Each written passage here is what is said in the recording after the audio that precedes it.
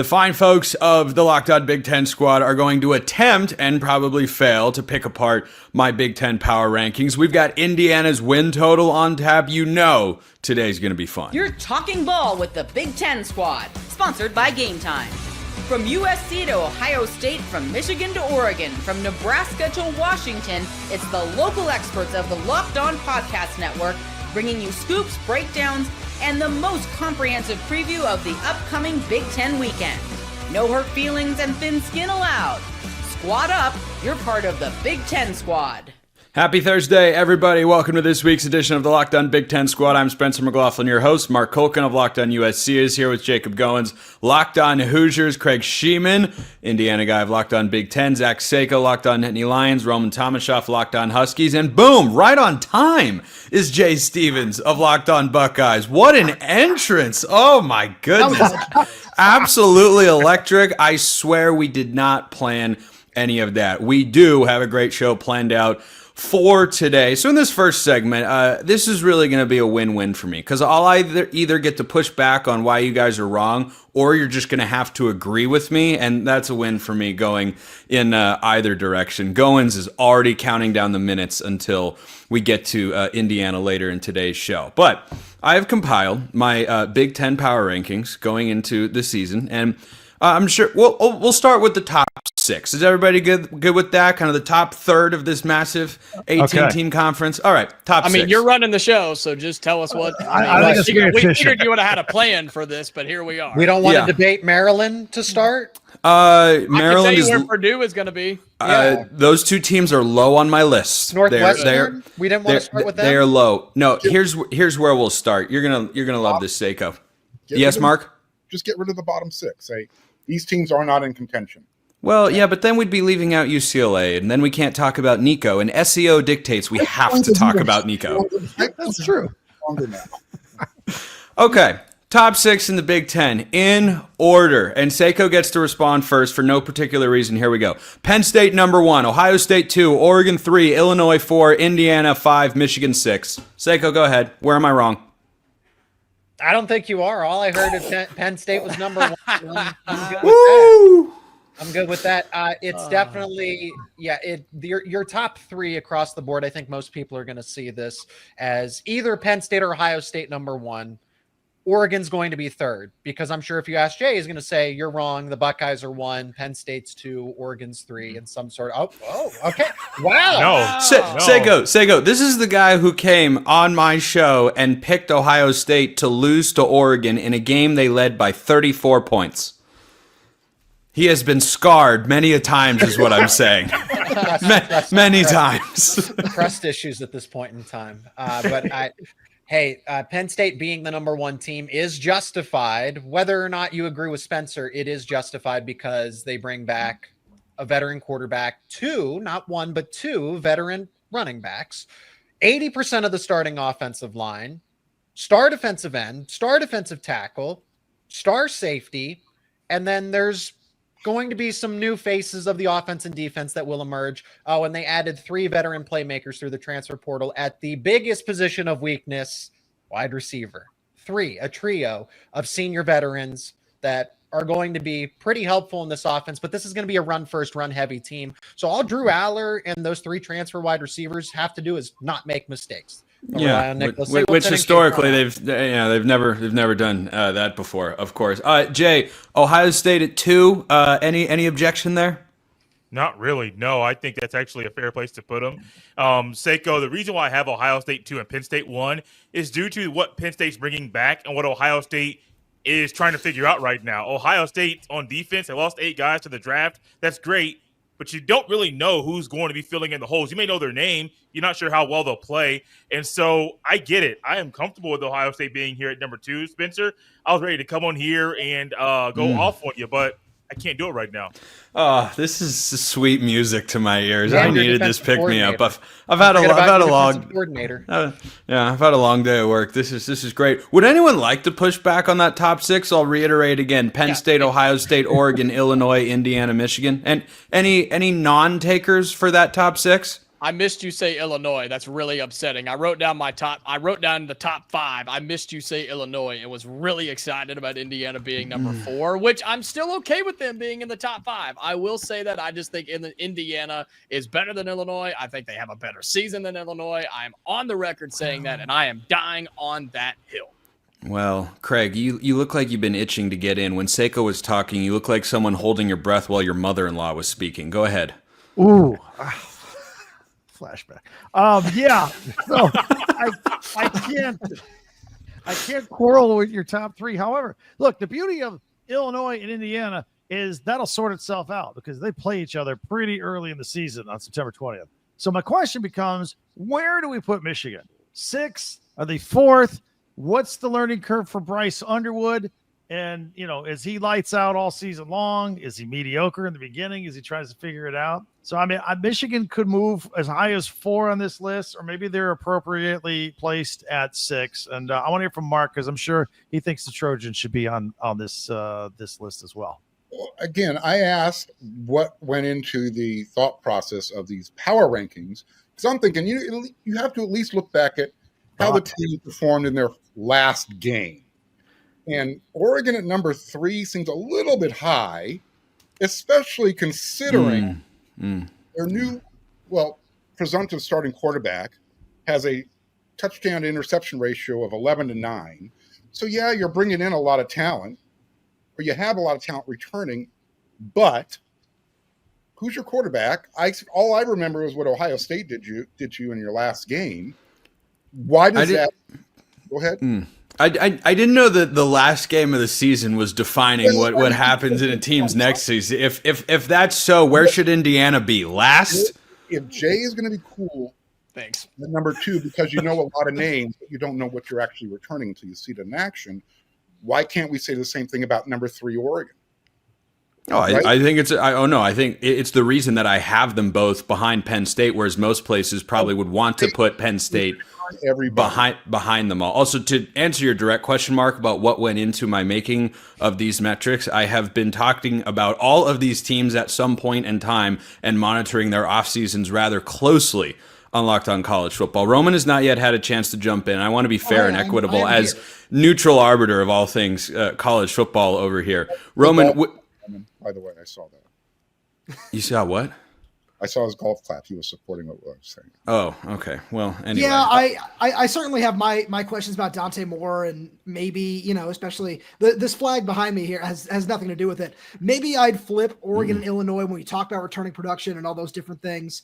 That's something I would just throw out there because the main gripe is I want to go back to something Craig said, where Craig mentioned, what if Bryce Underwood is mediocre through the first couple of weeks of the season and you drop a game that you shouldn't? That's something that is really just giving me pause when I think about Michigan this season. Is I'd never be comfortable throwing out a true freshman starter in week 1. And great, you have some runway to figure it out in the non-conference slate.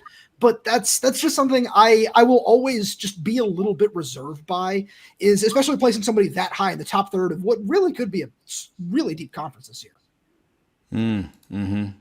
Craig, any additional thoughts in there? I think that's spot on. I think that's a pretty good take right there, especially the part we said. I agree with what Craig said earlier. I thought that was pretty good. I want to know what Mark's drinking in that giant bottle of his. That looked pretty good too. Pac-12 juice. Is it the audacity of this guy to bring that back? RIP, pour one out. But I mean, goodness gracious, every single week. Hey, they got Texas State. They're on the comeback. That's true. That's true. They're getting into the Lone Star State there. Look out for the Pac State, as some have referred to it as. We are going to refer to the rest of the show as still to come, because indeed it is, and it's going to be really fun. We've got the next 6 teams in my Big Ten power rankings, and any disagreement, where will Washington fall? They definitely won't be last. No, they're 17th. No, they're not 17th. They're 16th. So that and Indiana's win total coming up next on the Big Ten Squad.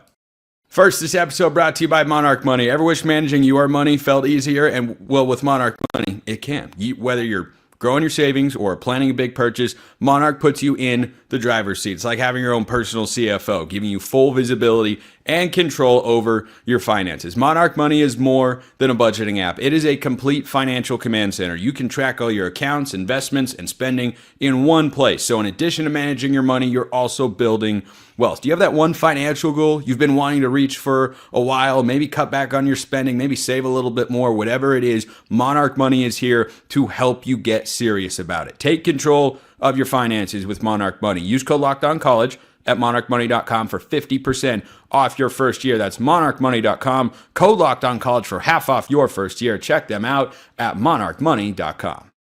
So after basically universal agreement that I nailed the top 6 in the Big Ten power rankings, we'll proceed with the next crop of teams. And Mark, I do factor in head-to-head matchups from last year, unless there has been like a significant undertaking in one side or both sides with the rosters. It's why Ohio State and Oregon both beat Penn State last year, but Oregon and Ohio State lost so much. Penn State brings so much back. They should be viewed as a top team in the Big Ten in my view. So with Michigan at number 6, next crop, Iowa, Minnesota, USC. Sorry, Marcus, the head-to-head difference. Washington, Nebraska, Michigan State. Well, if it's the head-to-head difference, then Washington should be above USC. Yeah, but there are other circumstances in there. Unless it fits his argument. He forgot to add that. You know what? That's my bad. I did forget that. Okay, hold on. I'm reading them one more time. Iowa at 7, then Minnesota, USC, Washington, Nebraska, Michigan State. I just want the fans to understand this, that we did not receive these beforehand. If you can't tell. So it's called live reactions. We're taping this ahead of time. We want to give the fans an authentic viewing and listening experience. Jacob, try to keep up. I'm not good enough to react to 8 teams at a time. I'm not good enough. Spencer's the most authentic person here. Well, we all know that is just false, but we wish it was true, of course. So, Mark, I'll start with you. If you were making your Big Ten power rank, well, okay, I'm presuming Mark would care to learn anything about another team in the Big Ten, and that is asking a lot. But hypothetically, Mark, where do you think USC should be? 5. 5. So you would put them ahead of Illinois. Absolutely. And USC Illinois, underrated, great game in college football this year. You would put them ahead of Indiana and Michigan. Yes. You may lay out your argument now, and then Jacob will push back. Since we don't know what's going on. So I'm thinking back to last year and the games USC lost, those head-to-head matchups, which, by the way, USC doesn't play Minnesota this year. So I don't know how that comes into play this year. You brought up another team that USC lost to head-to-head that they don't play this year, that you have ahead of them. So I'm just trying to follow your rules here. I think back to how USC played last year and the games they lost on the road, how close they were and how much they improved on defense. And I think, pretty good chance USC's defense is going to be as good, if not better, than last year. I'm going to assume USC bounces back a little bit on offense. So you combine all that, I'm thinking, because the team is, besides Penn State, who returns basically everybody on their roster, everybody else is right here. What's the difference between USC and Oregon? Oregon's off a season where they just won a Big Ten championship and do indeed have plenty of those pieces back. The staff has proven that they can go and win this conference championship. Oregon That's all. is coming off a game that they just got taken behind the woodshed in their biggest game of last year. And I have them behind that particular team in my rankings for that reason. With a quarterback that's got a touchdown to interception ratio of 11-9, wide receivers that you're unsure about, an offensive line that you're unsure about. I'm not unsure about anything. You were counting on Evan Stewart this year. You're not anymore. That is true. That is true. I do love the talent in that room, though. You're kind of in a flux, and you're relying on your defense. The defense that got its butt whooped last year. So again, what is the significant difference By the national champions, you leave that part out. You act like it was on a weekly basis, but it was in one particular game against the eventual national champions. Going back to what Jay said in the first segment, you know the names, you don't know what you're getting in production. So Ohio State's getting, well, they're Ohio State, so they're going to be good. That's what you're ranking them on right now. Well, if you came into that, if you came in with that approach for Ohio State in the last 10 years, when would you have been wrong? Until we actually see it. They're starting a new quarterback. They're starting 8 new guys on defense. They've got a lot to prove. Yeah. The number 2 because they played in the national championship game. I get that. But the difference between where you have USC and all those teams above them is negligible for the reasons I just brought up. You don't know anything about anybody's quarterback or what they're going to do because of all these new players they're going to be playing. Michigan. But Mark, you used a term there that I wanted to highlight, in particularly to USC, is until you see it. What has USC shown us that they should be a top 5? I talked about their improvement on defense, which was significant, a 10-point improvement, and their losses on their road. Until we see it, we can't believe it. I don't believe it. Great. Don't believe it. But I'm pointing out what is the difference. And that's really the argument we're having here. Spencer went on this, this is my list, and it's right because I follow college football. Well, really? How dare you, Spencer? I know. The audacity. If I made a list, it would be right because I made it. College football, and we laugh at their power ranking. I just think there's 6 or 7 teams in the Big Ten that return more starting production from last year to this year than USC does. And what has USC or Lincoln Riley shown that they should have any sort of hype or expectations going into 2025 until they prove it on the field? Let me ask you this. Penn State brought in 3 wide receivers to shore things up. Would you take their 3 transfers over Mekhi Lemon and Jacoby Lane? I'd take their offense over yours, absolutely. That's not the question I asked you. That's included in that. Yes, no, I would. I would take them. Yes, I would. We're talking about roster personnel returning. Yes, I would take them. You just don't plug in. It doesn't work that well. It's not a video game, okay?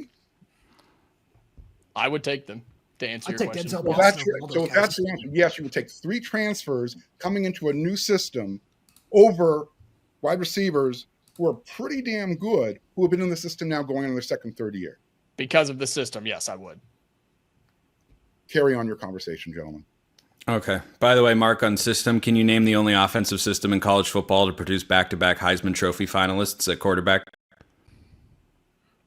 I can. The baby's first offense in Oregon. I know of one. For that one. Yeah. Sorry, Roman. What was the score of that game at Austin last year? Can you refresh my memory? I'm getting closer to bingo. Thank you very much for that. I don't remember. I gotta send everybody. Right. We can only bring up games in which Washington has won. Of course, that is the case. Roman, would you like to make a case for Washington to be higher on this list, or do you think I have? Would. Okay, go for it. By all means. I think that Washington should be above every team on this list that's not Iowa. I think that they've made in the second tier, you mean, which just to remind everyone is Iowa, Minnesota, USC. Iowa. Boy, Trent is not going to be happy. Mark Gronowski, the savior of Iowa. No, I do. I think Washington has made all the necessary improvements on defense. You go out and you add 6 guys to your front 7 through the transfer portal. You go and get the best cornerback in the country out of the transfer portal in Takario Davis as well. I think you've made significant improvements on that side of the ball. You've shored up the offensive line. You're returning 2 Phil Steele All-Americans on the offensive side and Jonah Coleman and Denzel Boston. And then you have a quarterback who proved last season that he is ready to make the leap and be a starter full time. Yeah, he lost both his starts, but if you watch those games, you would say that kid, to quote a good friend of mine, Christian Capel, is an obvious star and is ready to make the leap and take a step forward in an offense that is pretty well suited for his skill set.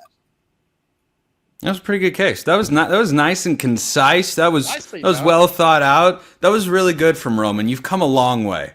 You've come so very, very far. What an honor. Okay, bottom row, wrap this particular conversation, which has just been so much fun. And then we will get to the real fun part of today's show. Jay, you may start. Do you think any of these teams should be swapped with others in tier 2?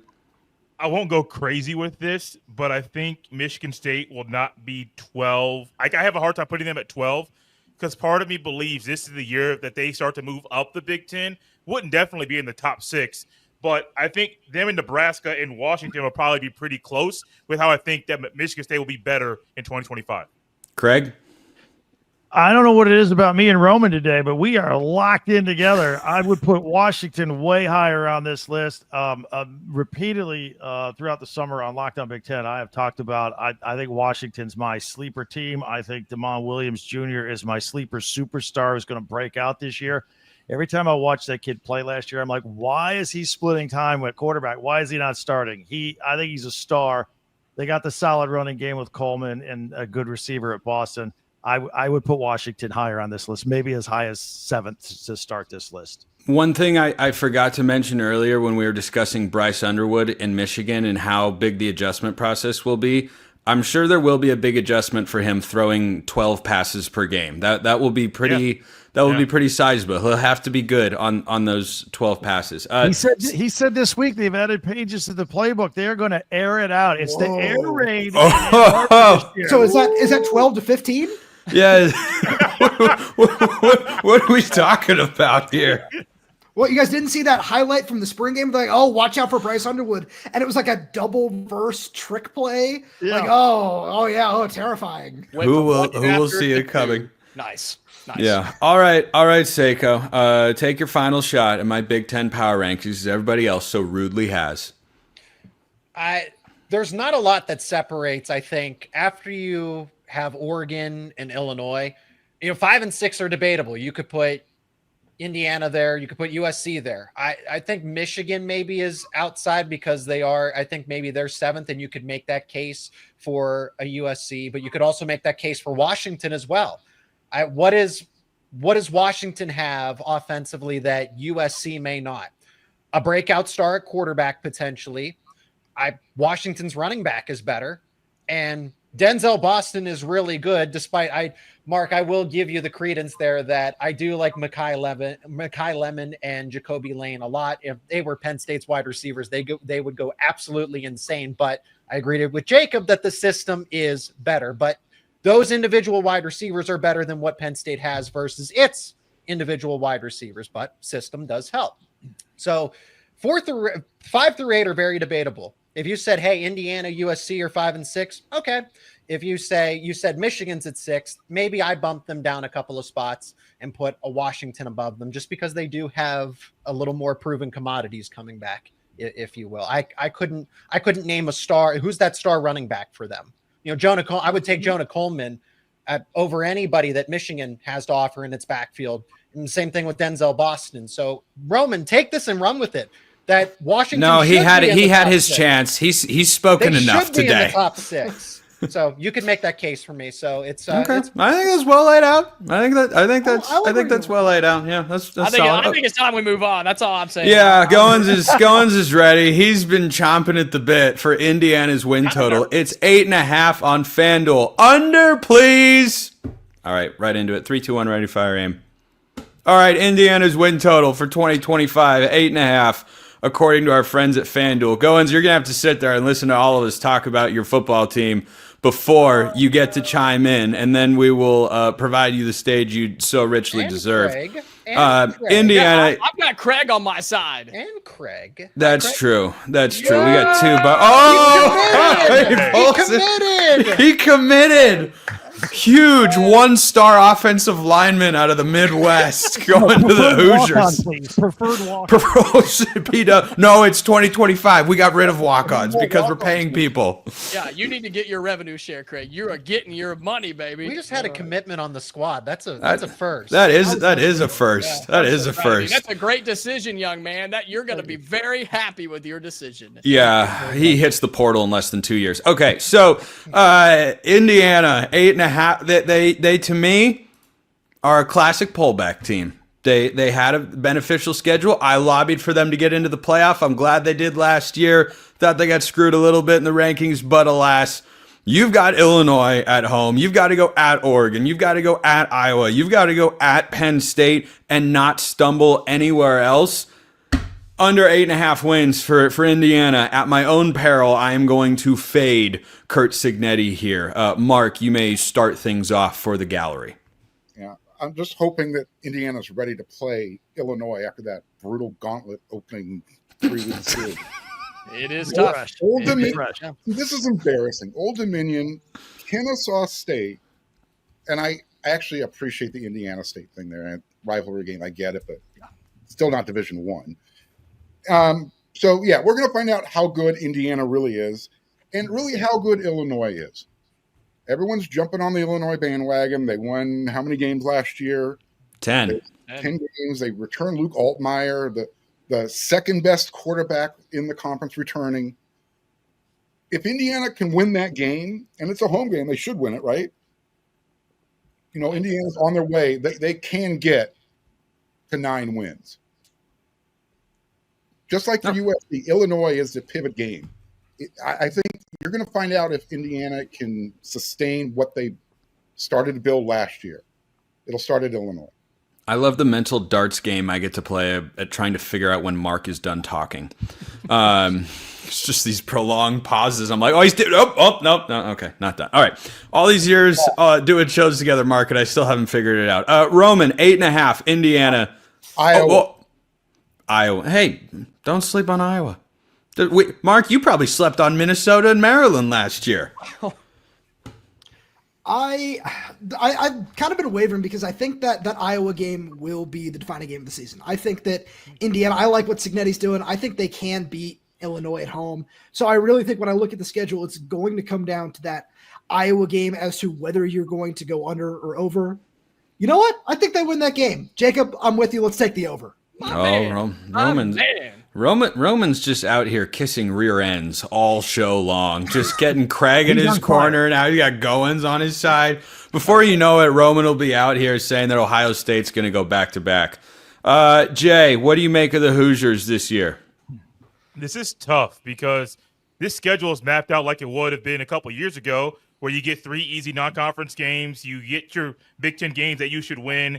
You already got some games in the Big Ten you're going to automatically lose. Oregon's going to beat IU, and who else do I have beating? Penn State is going to beat Indiana as well.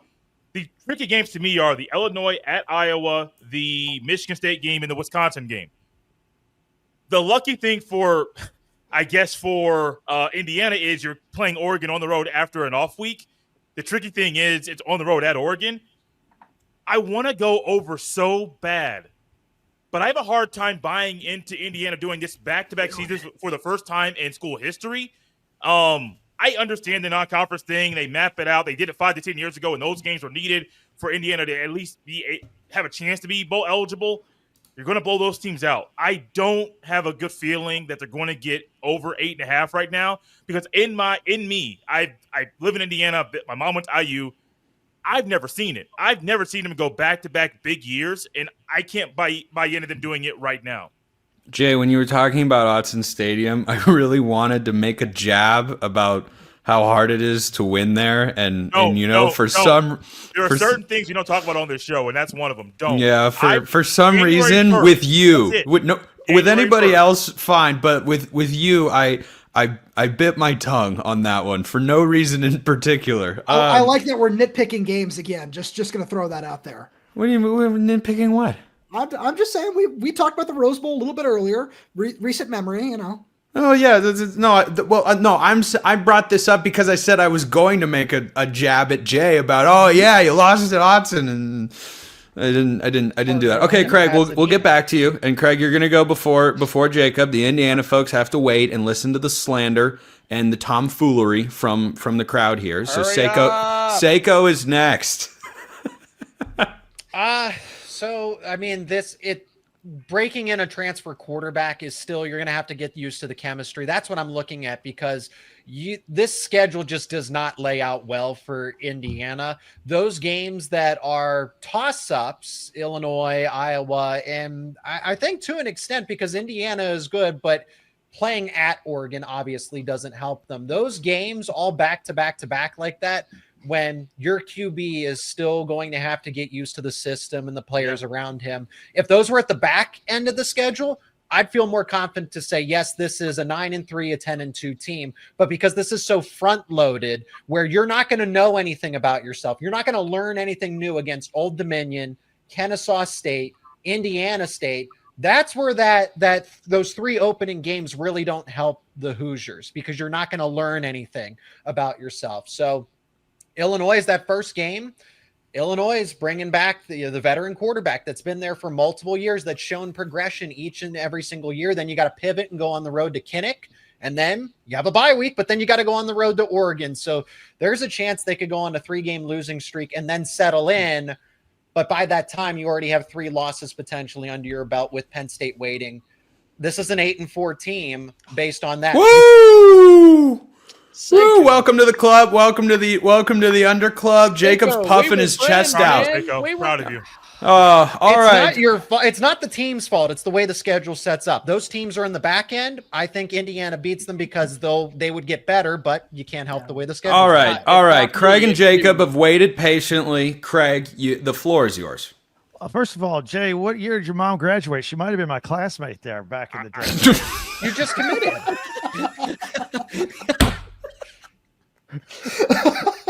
I'm not replying to that. All right. Oh, jeez. Class of 89, by the way, on my end. Attaboy, Craig. Yes. All right. So, Line him up, Craig. Get him. first of all, all right. Jay's trying to avoid conversations about regrettable nights in Bloomington in the 80s. All right. First of all, let's go back to the beginning. When you said, look, they're not hitting the 11, they're not going to match. They're going to have a regression from last year, but not that much, man. I'm taking the over on this. I mean, okay, we got the 3 layups. We're winning the first 3 games.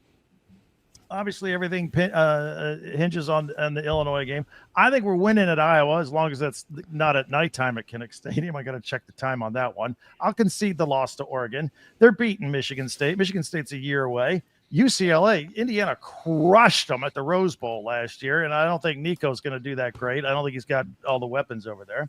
They'll win at Maryland. I'll concede a loss to Penn State, although I would take IU on the points because IU always plays very well at Beaver Stadium, even though they'll lose. They'll beat Wisconsin and they'll beat Purdue. So again, it comes down to that Illinois game, and right now, even without that, I think I got them at 9 wins. I know I criticized somebody last time for fuzzy math, but I think we're at 9 right there. We go beat Illinois. It could be a magical season.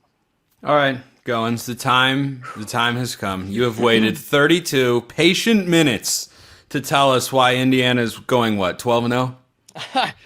Well, it's funny because Craig actually hit on a lot of the things that I wanted to say. I look at the schedule. That is tougher than it was a year ago. Regression is imminent. We know that. But my gut tells me 10-2 right off the rip. But that is hard to ask for. But I think 9-3 is an absolute possibility, and I think it's borderline the standard. Yes, the non-conference schedule sucks. We get it. Let's move on. We're going to be 3-0 there. I think the Illinois game, and I actually have done a crossover with our buddy Sonny at Lockdown Illini. That's a make-or-break game for both teams that could really impact what the Big Ten looks like in the postseason. I think it being at home, I think Indiana wins that game. We will split Iowa and Oregon on the road. Better chance. Whoa! You think you're just going to walk into Iowa and win? Yes, and look, I'm not trying to say that Indiana has the ability to go on the road to Eugene or to Penn State and say we get wins. So just chalk those up. Iowa, they can't score more than 10 points, and Indiana proves that they can. So Indiana's going to get that one done.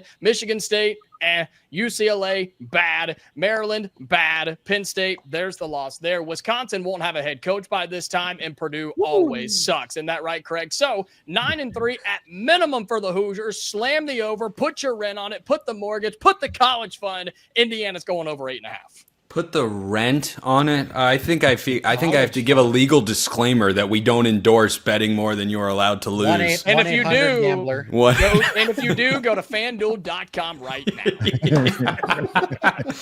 now. There you have. So we've got the 2 overs. Or Mark, you were kind of in between. No, we've got the. I just said if they get by Illinois, they can go over. That, and everybody seems to agree. That's okay. So we're split. We're split 3-3 and 1. So that means Indiana is definitely locked into a letdown 7-5 season for Jacob. But we'll talk about it. Illinois is going to win that game in Bloomington. Just wait. Anyway, Mark Culkin, locked on USC. Jacob Goins, locked on Hoosiers. Roman Tomashoff, locked on Huskies. Jay Stevens, locked on Buckeyes. Craig Sheeman, locked on Big Ten with the Hoosiers hat.